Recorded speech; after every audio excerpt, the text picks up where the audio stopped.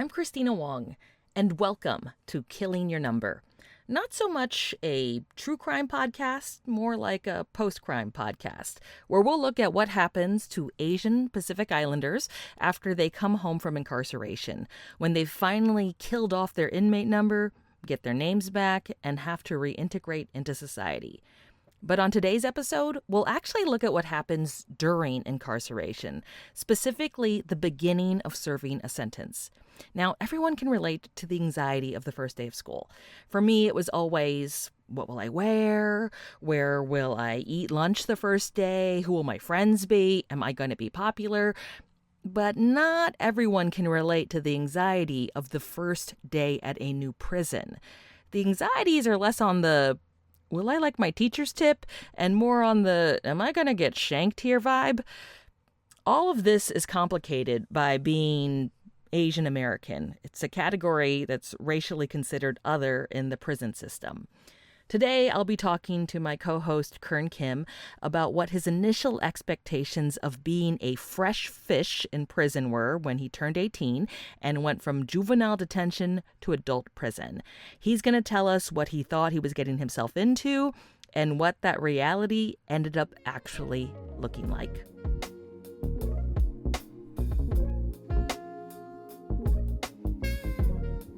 So, Kirn, what were your expectations going into prison for the first time? Well, I didn't really know what to expect. Considering my background, I was an honor student, son of a doctor, and I had a bright future going for me. And ending up in prison was not something that was on the horizon for me. The only exposure I had to prison was in the movies. Which movies were you thinking? There's so many movies that come into mind, whether it's an action movie or a drama, like the Van Damme movie Death Warrant, or the Sylvester Stallone and Kurt Russell movie Tango and Cash. Oh, yes. Yeah. And so... we're the two cops who have never... They've been on the other side of it, end up in prison for the first time. That was my only exposure to prison.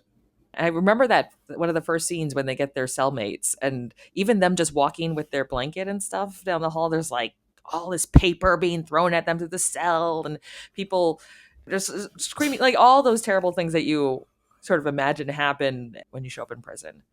Yeah, exactly. Except I didn't expect that to happen since I was a nobody and I had no street cred to follow me into prison. So I really didn't know what to expect. You just had an honor roll, which doesn't count. Those credits don't count in prison. Exactly. And so I was scared. Because I was a juvenile, I started out in juvenile hall going to court. And initially I was sentenced to the youth authority, which is the state juvenile prison system. Okay. And because it was the juvenile system, I knew some people there already from my time in juvenile hall. So I wasn't as scared going into there because it was a known quantity to me. People I knew, people who knew me.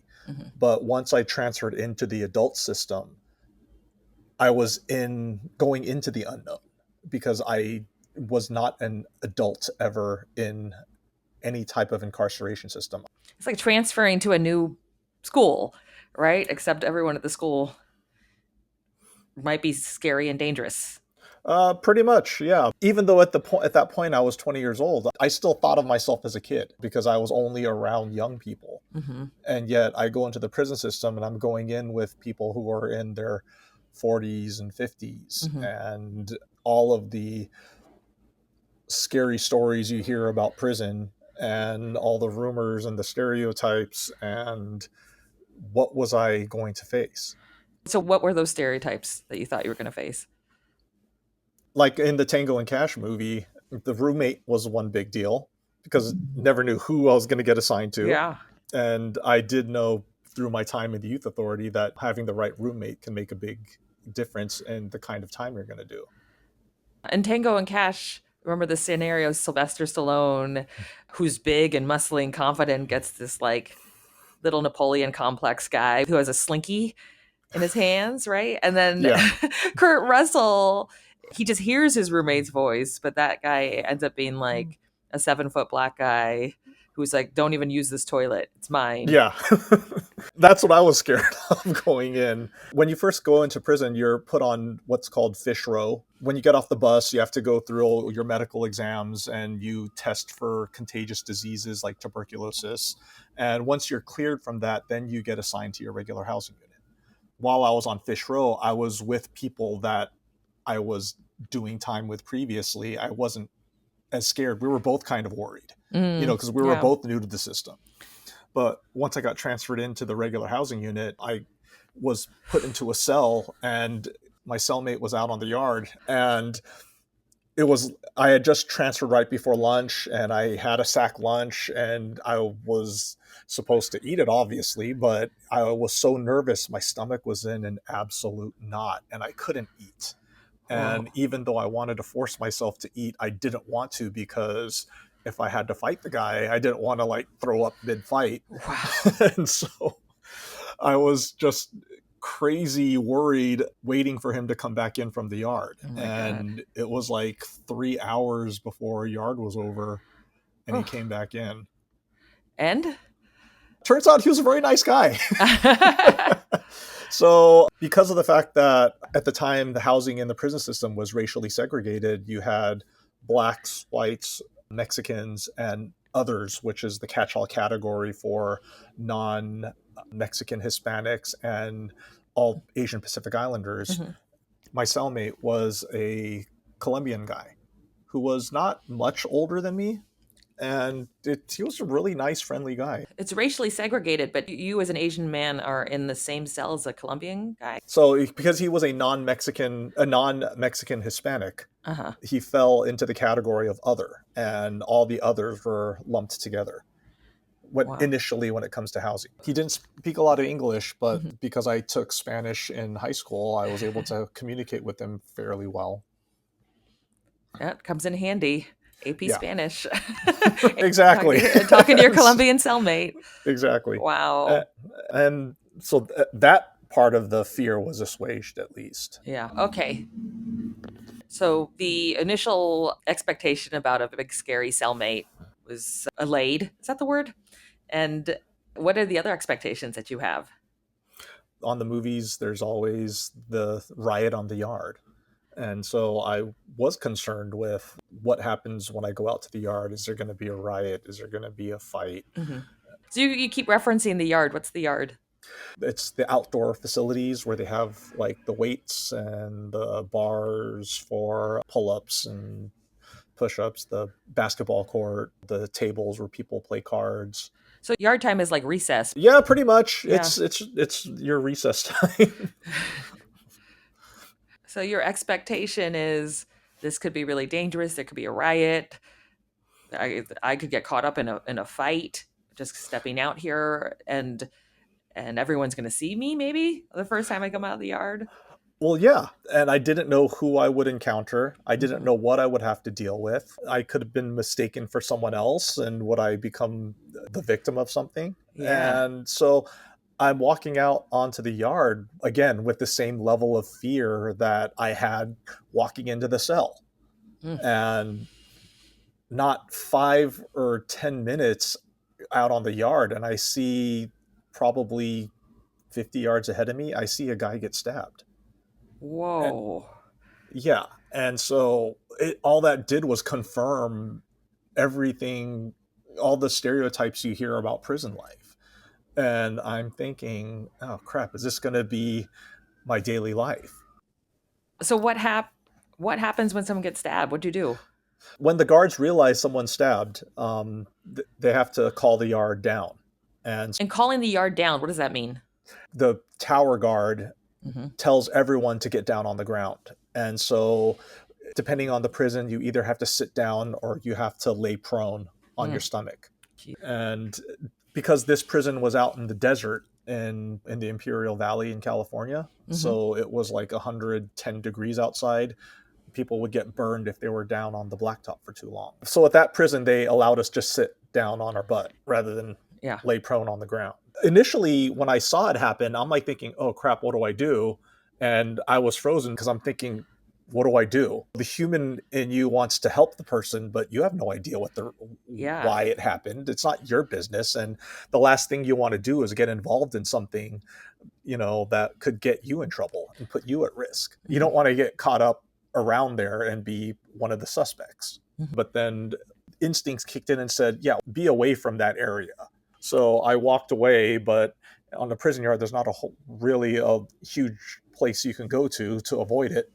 And so it became pretty clear to the guards that something had happened, because suddenly there was a guy laying on the ground while everyone's kind of scattering, and they called the yard down.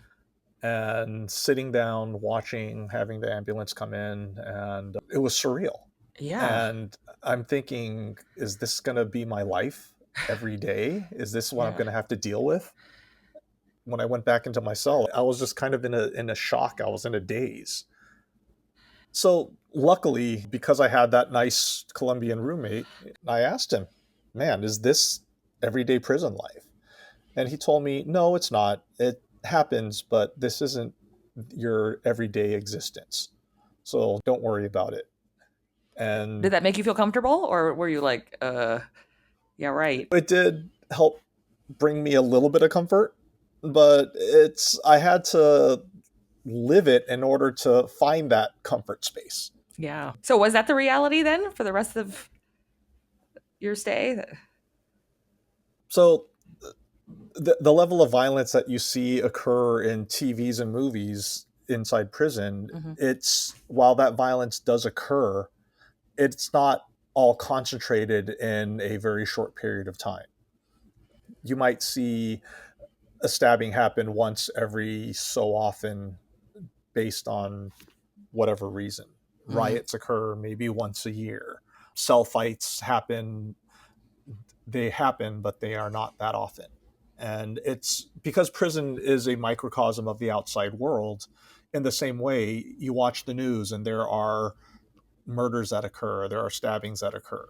They happen, but they don't necessarily happen all the time. So in the same way, inside prison, all these acts of violence do happen, but it's not a part of the daily existence. Prison life in general is actually very boring because it's so repetitive. So you just happened to show up on the action-packed first day. Exactly. I had to learn not to be so scared and learn that, yes, prison life is just like everyday life, but just concentrated.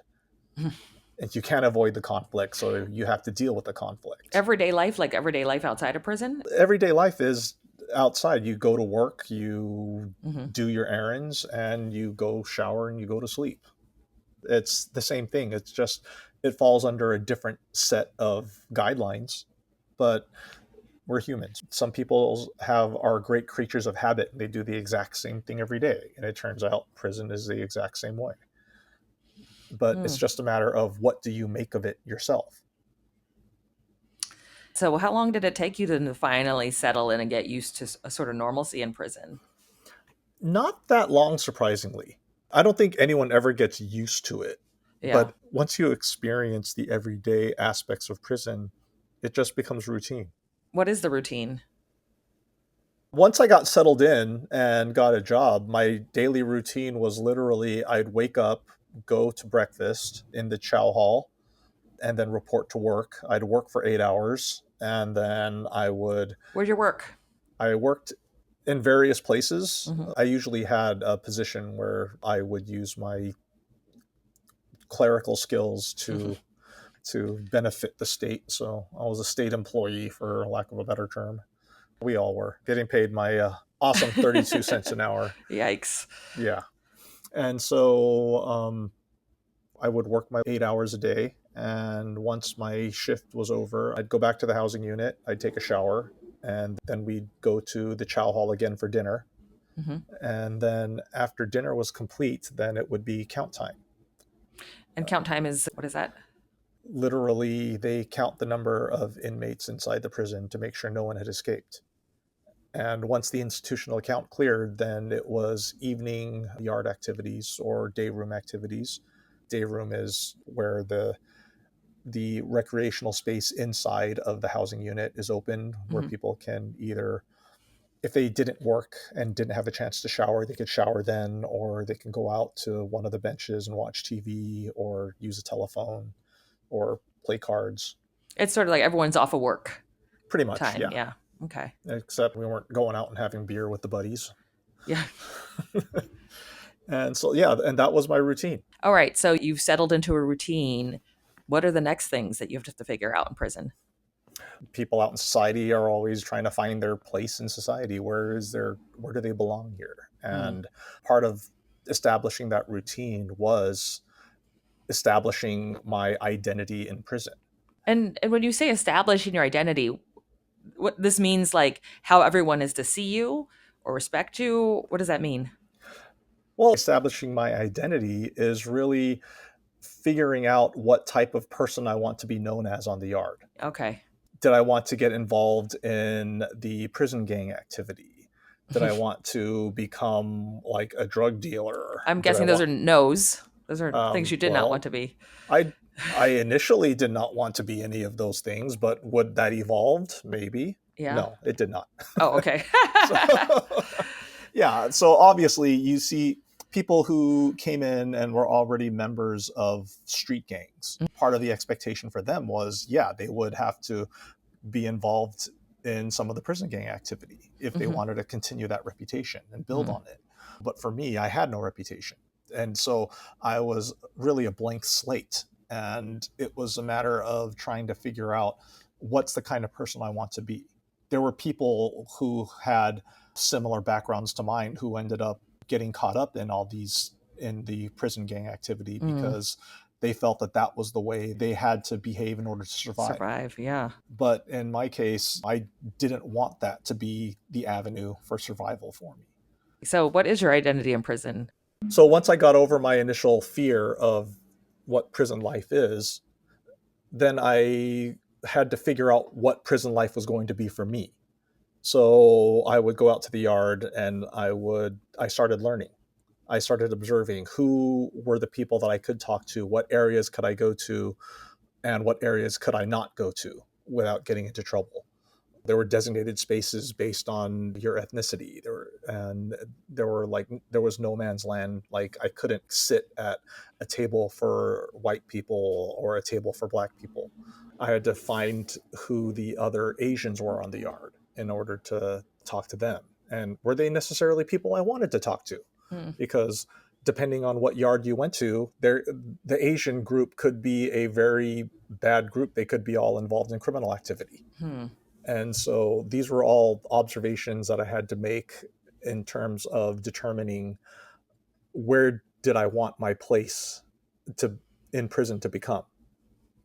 And eventually I figured out who it was that I could safely talk to without dealing with repercussion, who I could associate with.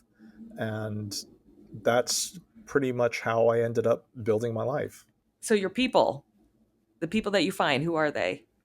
The first group that I found was the church group, because that seemed to be the easiest thing to connect with. And I figured out who the church worker was, signed up, and attended service. And the church groups all seemed to have a kind of a social network. So that was comfortable in a way, because then I could find people who I could safely associate with and not deal with repercussions. But also, being the stereotypical Asian that I was, I had piano skills, so I joined the choir. Oh. So, yeah. You play the piano for them. Exactly. Great. That was part of my identity. I was the piano player. And I also tried to figure out, okay, in the education department, I had my high school diploma at this point, but I could see where people who were going to school and were actually trying to learn. Because you can earn your GED in prison? Yes, you can earn your GED and you can earn your high school diploma depending on which prison you were at, whether or not they had an established school program. And so you would help folks with their homework. I ended up helping, and some places also had a college program. And so I would tutor people. I ended up tutoring people in math. Again, stereotypical Asian, being good at math. But you were getting your college degree too in prison, is that right? Yes, I did. So you were learning and tutoring. Exactly. Like an overachiever. Mm-hmm. So I became a stereotypical Asian in prison. And so even my jobs, it's through the networking. People realize, okay, this was a guy who was educated. He's not a troublemaker. So the guards had felt comfortable with me enough to allow me to work in a setting where I'd be around guards, so they wouldn't have to worry about, oh, is this an inmate who's going to stab me when my back is turned? My God, it's like navigating high school, except your high school has neck tattoos. And people in and their 70s. Face tattoos. And face tattoos. Yes. Yeah. Oh, it's a lot. Yeah.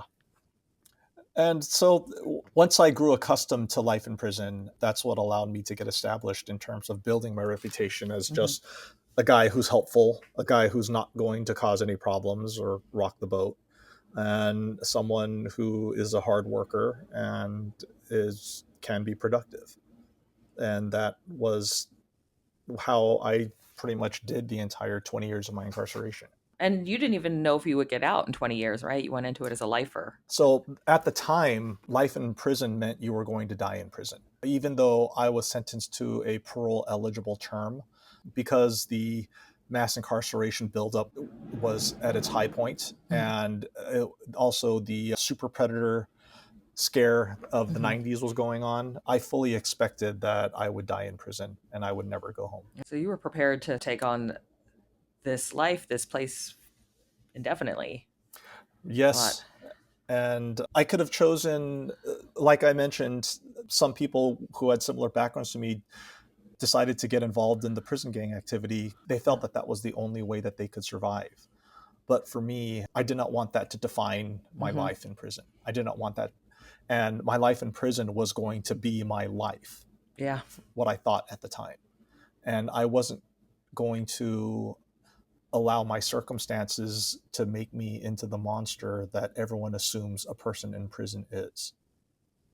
And so whatever it was that I did stood out enough for the board to recognize that, okay, this person has been exemplary and earned his parole.